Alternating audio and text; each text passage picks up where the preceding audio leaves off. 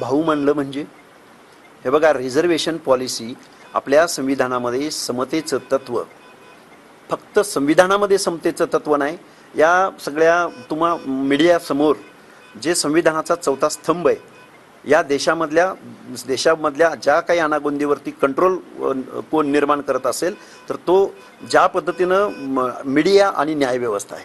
पण मीडियाचा रोल हा आत्ताच्या परिस्थितीला, आत्ताच्या सिच्युएशनमध्ये मीडिया हा एकदम व्यवस्थित रोल निभावतोय. न्यायव्यवस्थेपेक्षा सुद्धा, मी न्यायव्यवस्थेवर बोलण्या एवढा मी अजिबात मोठा नाही, न्यायव्यवस्थेचा कुठेही मला उपमर्द करायचं नाही, पण न्यायव्यवस्था भारताची ही लेंदी प्रोसेस असल्यामुळं मला या गोष्टी बोलाव्या लागतात.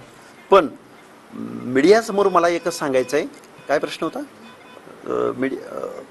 हां,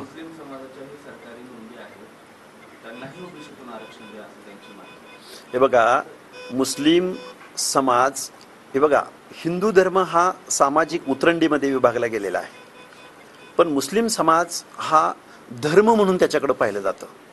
त्यांच्या ज्या जाती आहेत, सेम आडनावाची लोक आहेत, त्यामुळे त्यांच्या जाती नसल्यामुळं, त्यांचा धर्म असल्यामुळं त्यांच्यातल्या जे काय कारू म्हणजे व्यवसाय आहे, पण त्यांना मुस्लिमामध्ये सामाजिक स्तर नाही आहे.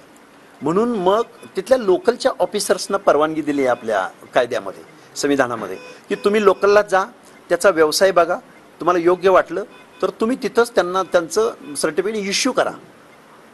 हे शब्बीर अन्सारी हो, शब्बीर अन्सारीने, हे बघा, शब्बीर अन्सारी नावाचे नेते, हो, त्या नेत्यांनी माझ्या माहितीप्रमाणे गव्हर्नमेंटकडून चळवळीमध्ये अभ्यास करून, माझ्या माहितीप्रमाणे कमी जास्त असू शकतं, जवळजवळ 100 GR मुस्लिमांच्या बाबतीमध्ये त्यांनी करून घेतलेले आहेत.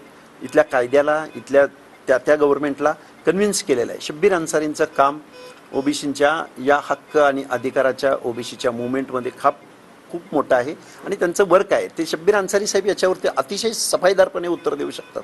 वाशिममध्ये